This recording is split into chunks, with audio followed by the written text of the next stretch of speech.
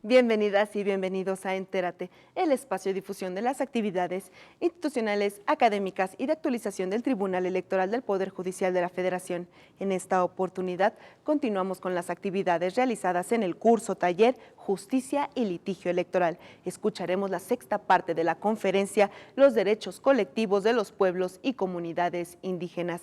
Esta conferencia estuvo dictada por el doctor Marco Antonio Pérez de los Reyes, profesor e investigador del Centro de Capacitación Judicial Electoral, quien en esta oportunidad refirió la situación particular en que tradicionalmente se sitúan los indígenas frente a los procesos electorales de carácter constitucional, con la participación preponderante de los partidos políticos, en los cuales las mayorías ordinariamente designan las fórmulas de candidaturas para los cargos de elección popular, en tanto que las minorías, por su condición de desventaja, tienden a perder la posibilidad de ser propuestas y votadas ante la falta de mecanismos idóneos y eficaces que les permitan garantizar plenamente su derecho a ser votados. Les invito a que se queden con nosotros en el desarrollo de esta conferencia. Comenzamos. Entonces aquí sí estamos en un grave problema porque se puede anular la elección por el incumplimiento de un principio que está establecido constitucionalmente, la universalidad del voto. Y ahí tienes otro problema en el que hay que armonizar lo que dicen las costumbres, que como tales se van a respetar, y la afectación que estás haciendo a un grupo de personas, no importa si son poquitas o muchas, pero ya no estamos cuidando el principio de universalidad de voto. Por eso ve la cantidad de problemas en los que se mete el legislador y en los que se mete el juzgador cuando ya estamos en la vía de los hechos. Y por eso te decía al principio, cuando yo digo, ¿se deben respetar los derechos de las personas? Pues sí, por supuesto, se deben respetar.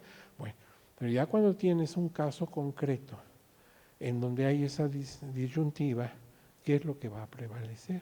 ¿Anulamos la elección porque no todos votamos o aceptamos que esos que no votaron lo hicieron por falta de tequio?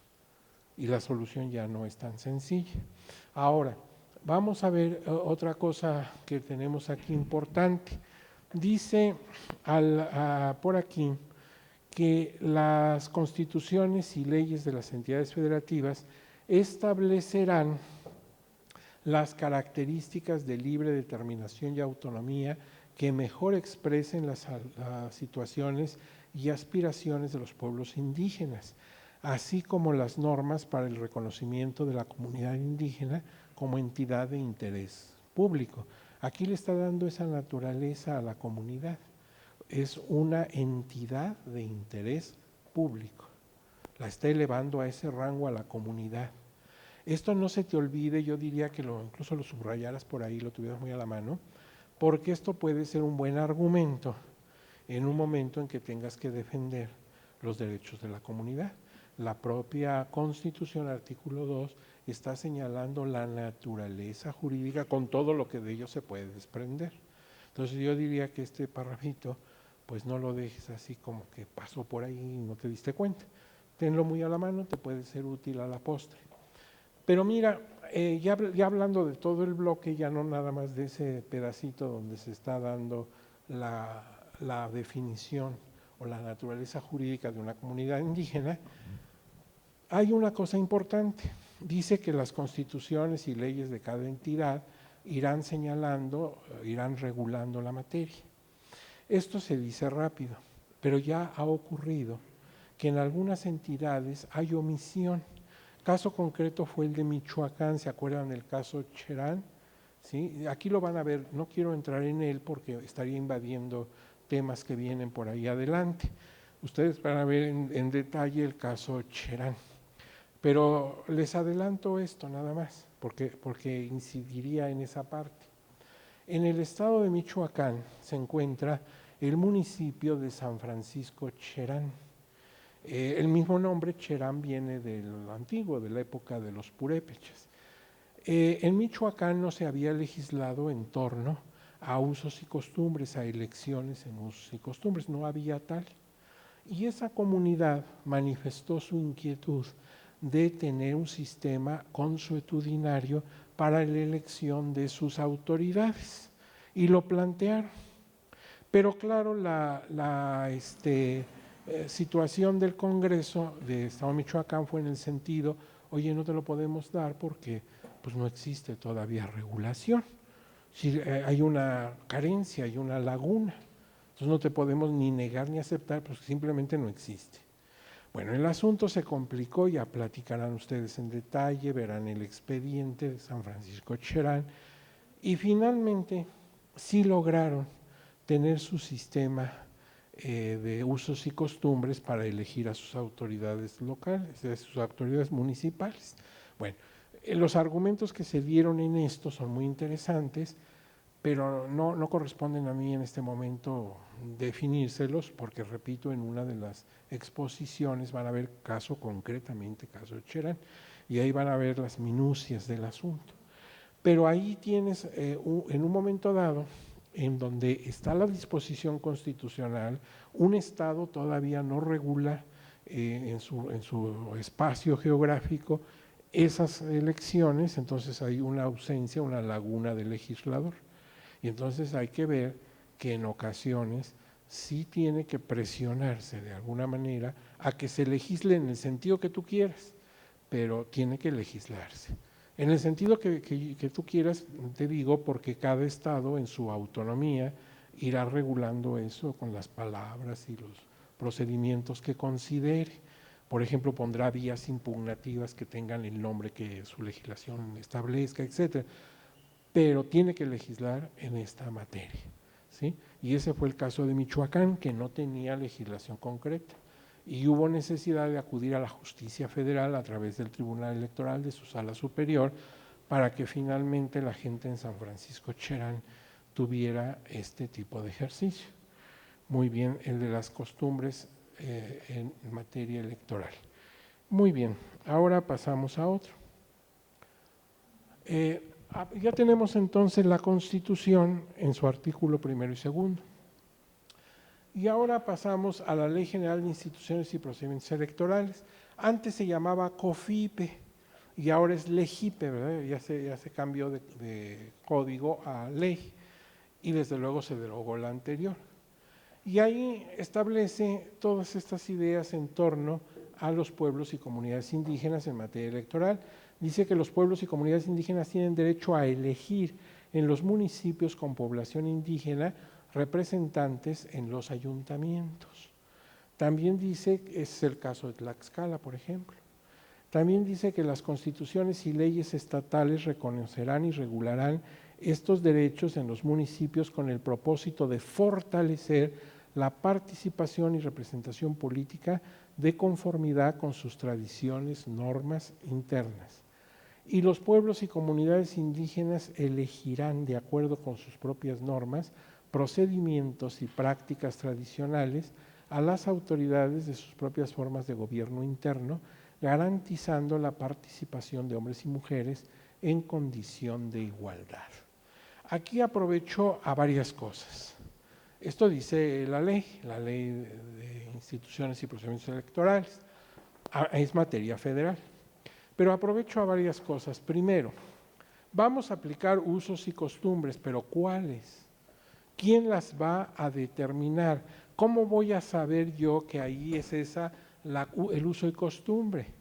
Voy a preguntarle a algunas personas en particular, podrían mentirme, a lo mejor a propósito o a lo mejor por omisión, no se acuerdan que hay tales o cuales cosas, ¿sí? O sea, no hay un catálogo, los pueblos no han inscrito los catálogos de sus costumbres, como son consuetudinarias, se repiten en forma oral, tradicional, pero yo si soy el juzgador, pues no puedo ir a consultar la costumbre de ese pueblo en algún lugar de documento, como sí podría hacerlo si se tratara de una ley. Si tú me dices que en el estado de Veracruz hay esto, pues a ver, vamos a la computadora, a ver, Constitución de Veracruz, artículo que me dijiste, ah, sí, mira, ahí lo dice.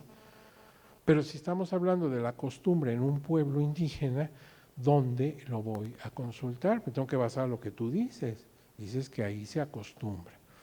Por eso ahí es muy importante, y ya se anunciaba también en la primera conferencia, el trabajo comunitario antropológico, ¿sí? Porque tiene que ser un especialista el que determine las maneras de ser de esa comunidad, de dónde se arraigan esas ideas o esas costumbres. O sea, tiene que ser gente experta. No podríamos hacerlo de una manera, digamos, simplemente idealizada, porque realmente no hay un libro de consulta que yo pudiera ahí verificar si se estila eso o no se estila. Por ejemplo, tú me dices que hay tequio, pero yo tengo que comprobar que sí lo hay y en qué consiste el tequio en tu poblado, a lo mejor muy diferente a lo que es enfrente, por las razones que ya señalamos. No sé si me estoy explicando, ¿sí?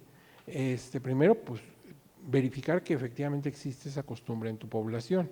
Y segundo, si existe, ¿qué es para ustedes el tequio? ¿En qué consiste? ¿Cómo pruebas que esa comunidad a la que le estás impidiendo el paso a la elección practicó o no practicó tequio? Acuérdate que en derecho procesal, y finalmente lo que vamos a llevar a cabo en los tribunales, tanto locales como el federal, en su sala regional correspondiente o en su sala superior, si es del caso, necesitamos pruebas, ¿sí? En cualquier tipo de procedimiento, la prueba. Bueno, ¿y cómo vas a probar todo esto que estás diciendo en tu comunidad? Porque tú lo escribes en tu demanda, pero yo tengo que tomar la convicción de que eso exista o no. Ya te estás dando cuenta de los problemas a los que se enfrenta tanto el demandante como la autoridad. Por eso una recomendación clarísima para los litigantes en materia procesal electoral indígena es en dos sentidos, diría yo. Pónganle mucha atención y en este curso taller seguramente otros investigadores, profesores y secretarios de estudio y cuenta les van a explicar sus experiencias y todo.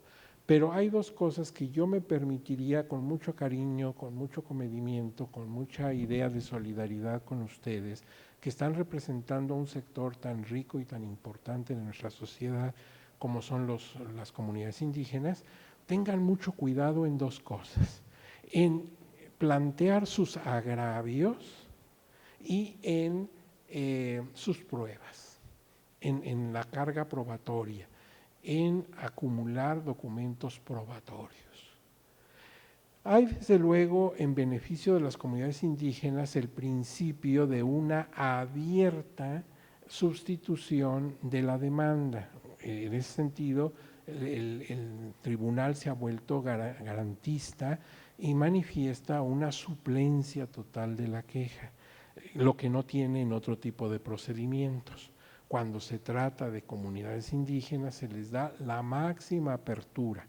Si basta que tengan algunos indicios y de ahí se pueda de alguna manera fundamentar la resolución, pero no se atengan a ese principio. Ustedes como profesionistas y como gente que desea dar el mejor servicio a la comunidad, dos cosas, pónganle mucha atención, por favor. Sus agravios, establecer muy clarito sus agravios, en una sola parte de la demanda, para incluso facilitar a la persona que va a juzgar y a resolver, pues darles en una sola parte de su demanda sus agravios muy bien señalados, coherentemente señalados. Y por otro lado, su carga probatoria, sus pruebas. Entonces ahí, como explicaron también en la primera conferencia, muy importante qué valor le pueden dar a la prueba antropológica. A la comunidad, al estar en la comunidad y darnos cuenta en vivo de lo que está ocurriendo y no juzgar a distancia, ¿sí? Porque de alguna manera, guardando las proporciones, pues sería como antes de los juicios orales, donde una persona podía ser hasta condenado, puede ser hasta condenada y el juez nunca la tuvo enfrente. fueron puros papeles lo que vio el juez. Nunca le vi al juez, ni él me vio a mí. Y si me iba a sentenciar y a varios años de prisión, lo menos que yo podía haber estado frente a él, explicarle de viva voz mis razones, y no que pues simplemente fui un folder que pasó por sus manos. Bueno, pues así como pasa en materia penal, pasa en cualquier materia. Y entonces es muy importante que tengamos ese contacto a la comunidad.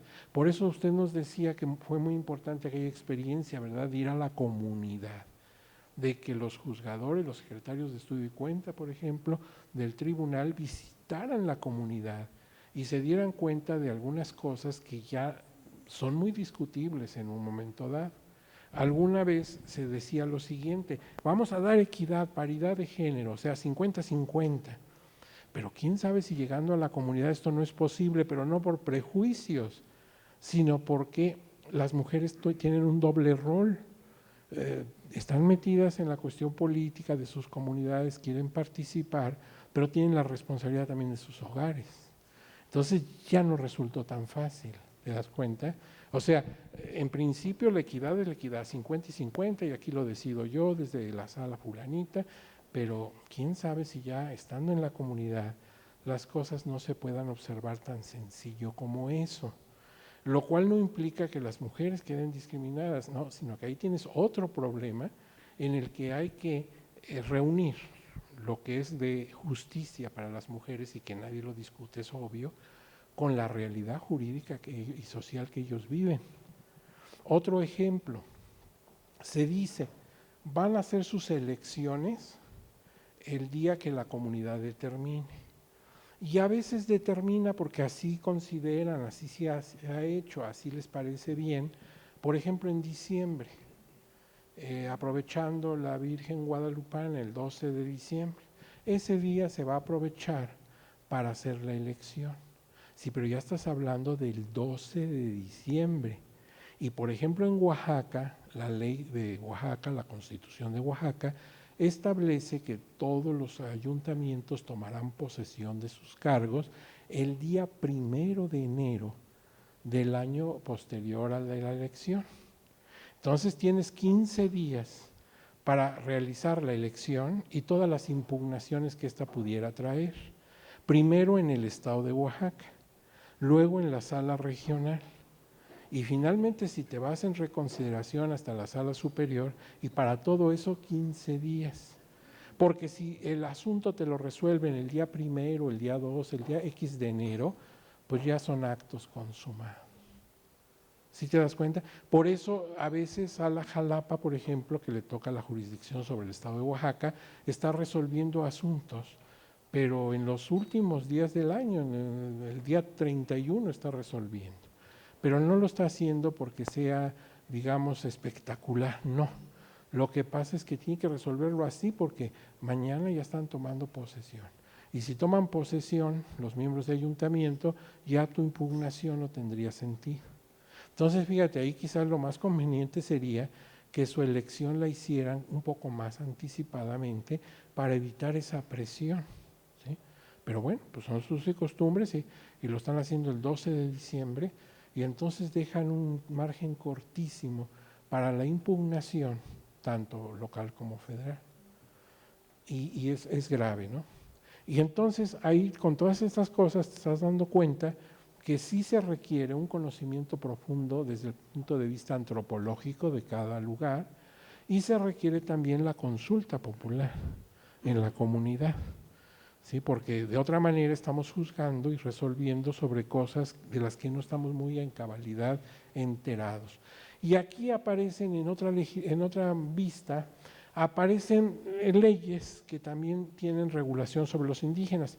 Por ejemplo, la Ley General de Desarrollo Social, la Ley General de Acceso de las Mujeres a una Vida sin Violencia y la Ley General para la Igualdad entre Mujeres y Hombres. Vamos a ver si pudiéramos leer estas normas. ¿Podría usted ver la primera? Mire, le agradezco mucho, le paso. Ley General de Desarrollo Social. Reconoce los principios a la libre determinación y la autonomía de los pueblos indígenas. así como las formas internas de convivencia y organización, y la elección de sus representantes en los ayuntamientos y acceso a la jurisdicción del Estado. Muy bien. Si tiene la bondad, le podríamos pasar a usted. Mire, para que nos haga favor de ver la Ley General de Acceso de las Mujeres a una vida sin violencia. Como ve, estas leyes son como ajenas, ¿no? Como que no fuera cuestión electoral, pero a ver qué dice. Ley General de Acceso de las Mujeres a Vida sin Violencia. Establece la obligación de la Federación a promover los derechos de las mujeres indígenas, reconociendo su cultura, vigilando que no atente contra sus derechos, la aplicación de la tradición. Ajá. La última. Ley General para la Igualdad entre Mujeres y Hombres. Establece que la política nacional debe proponer mecanismos adecuados para la participación equitativa entre mujeres y hombres en la toma de decisiones políticas y socioeconómicas. A ver, una consulta. Ahí dice igualdad entre mujeres y hombres. Sí, así lo dice claro. ¿Y por qué no al revés? Entre hombres y mujeres. Esto parece una cosa baladí. ¿Y por qué se estila siempre que primero vayan las mujeres? Un saludo a todas y a todos. ¿Y por qué no a todos y a todas? A ver. Fíjate que ni siquiera por alfabeto, porque por alfabeto deberíamos estar primero los hombres, ¿no? Y luego las mujeres. Pero en fin, no se peleen. Es evidente que lo que se quiere subrayar es el papel siempre ha sido marginal para la mujer. Bueno, al margen de eso, que es una cuestión meramente de curiosidad, lo que es interesante es esto. En esto estamos viendo estas leyes. Ve que por ahí en ellas habla de que es obligación del Estado o de la Federación el garantizar esa igualdad entre unos y otros. Efectivamente, y esto ha sido llevado hasta los principios de convencionalidad allá en la Corte Interamericana de Derechos Humanos de San José, en donde el Estado por eso ha sido responsable y se ha tenido que dar medidas en las cuales promueva una cultura de igualdad entre hombres y mujeres, una cultura de equidad. Es responsabilidad del Estado. ¿Y por qué lo es? Porque es un problema cultural, como hemos insistido desde que empezó esta explicación. Entonces el Estado tiene a su cargo la educación de las personas y es quien debe cambiar de mentalidad. Mientras no lo haga, pues es inútil que haya una ley y puede haber muchas. Aquí ya estamos viendo incluso leyes que pues ni siquiera están realmente vinculadas concretamente a lo electoral. Pero aquí hay otra más, la Ley Federal para prevenir y eliminar discriminaciones. ¿Usted la alcanza a ver? ¿Sí? ¿O no la alcanza a ver? ¿No la alcanza a ver? A ver, ¿usted sí la alcanza a ver alguna de ustedes? Porque está muy lejos ya. Ya casi es para el oculista, ¿verdad? Dice, Ley Federal para prevenir y eliminar la discriminación. Corresponde al Estado promover las condiciones para que la libertad y la igualdad de las personas sean reales y efectivas. Los poderes públicos deberán eliminar los obstáculos que limiten la participación de las personas en la vida política, económica, cultural y social del país. ¿Se da usted cuenta? Bueno, esa es la primera parte, ¿no? Y luego viene otra parte. Dice, queda prohibida toda práctica discriminatoria que tenga por objeto o efecto impedir o anular el reconocimiento o ejercicio de los derechos y la igualdad real de oportunidades en términos del artículo 1 constitucional. Bueno, ¿se da usted cuenta ahí cómo se está señalando la importancia que tiene el Estado respecto a esta nueva cultura, ¿verdad? De no permitir formas de discriminación? Ahora bien, vamos a pasar a la siguiente. Ya vamos a ver los derechos políticos electorales de los indígenas, ¿sí? En el caso ya concreto de México. Ahí tienen los logotipos de partidos políticos. ¿Se acuerdan que les dije vamos a ver cómo tratan los partidos políticos el asunto de los indígenas? Lo estamos tomando de sus estatutos. Entonces, bueno, tienes ahí primero a Movimiento Ciudadano y luego tienes al Partido Revolucionario Institucional. Por ejemplo, Movimiento Ciudadano, y ahí se señala la referencia de su programa de acción, dice que el partido se va a proponer el establecimiento de una legislación en la cual se reconozcan expresamente los derechos sociales, económicos y políticos de mujeres y hombres que habiten en los pueblos originarios con respecto a su organización política.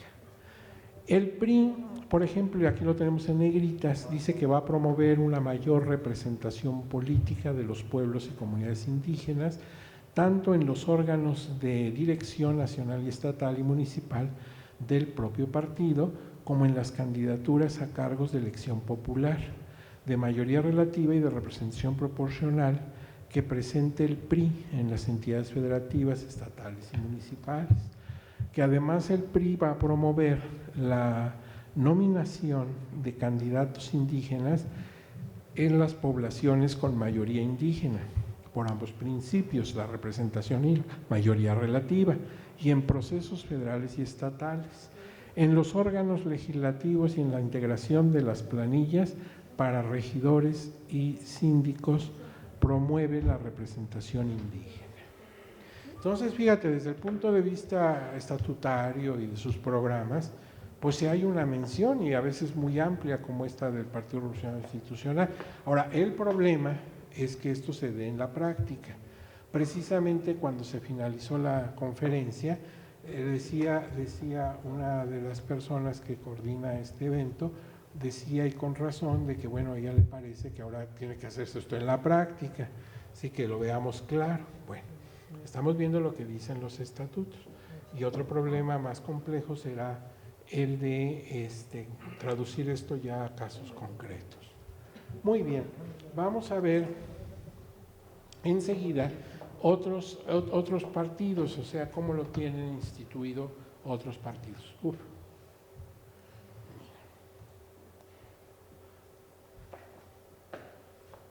Aquí tienes, por ejemplo, el Partido Morena de reciente creación, Movimiento de Regeneración Nacional. Y luego tienes otros, algunos ya muy antiguos, como el Partido Acción Nacional, otros muy recientes, como Encuentro, en fin, sí. Entonces, los que están acá abajo, en bloque, dice que los mencionan en forma muy genérica. Y Morena sí tiene una amplia legislación. ¿Alguno de ustedes quiere leer lo de Morena? Porque Morena sí tiene mucho ahí, mucha amiga, ¿no? ¿Tiene usted? ¿Sí? A ver qué dice Morena. Bueno, dice, los comités ejecutivo, estatal y nacional se integrarán por un secretario de Asuntos Indígenas y Campesinos. No, bueno, el otro punto sería Morena lucha porque a los pueblos indígenas se reconozca el derecho a la no discriminación, el derecho a la integridad cultural, los derechos de propiedad, uso, control y acceso a las tierras y los recursos, el derecho al desarrollo y bienestar social y los derechos de participación política, consentimiento libre, previo e informado por el cumplimiento de los acuerdos de San Andrés Larraiza. ¿Se acuerdan ustedes que ese documento de San Andrés Larraiza se debe al movimiento zapatista de liberación nacional? Este documento se da en medio de esa pugna entre el movimiento zapatista y el gobierno federal. Bueno, ahí se firmaron tratados, es decir, compromisos importantes, y a ellos hace referencia este partido. Bueno, en concreto, todos los partidos, estoy hablando de los partidos nacionales, sería muy prolijo y sería muy complejo traer también los partidos locales, pero puntos más, puntos menos, observamos que sí hay una mención o una postulación en favor de esos derechos de los indígenas. Aquí tenemos el mapa de nuestro país con los distritos electorales a los que hacía referencia también la persona que estaba acompañando en la conferencia. Se refería a estos 11 estados de la República que ahí están señalados y los 28 distritos de 300, decía ella, muy atinadamente. Ustedes saben que el país se divide en 300 distritos electorales uninominales, y de los 328 son de carácter indígena. Esto está representando un 9 y fracción, 9,33% del total de los distritos. Y para establecer, ahí está, se ve en nuestro mapa, se ven los estados en donde están los 28 distritos. Habrá algunas dudas, por ejemplo, dirán ustedes, por ejemplo, yo pienso que en Chihuahua hay una población indígena abundante y Chihuahua no tiene ahí alguna representación. Lo mismo veo Nayarit, no tiene foco amarillo.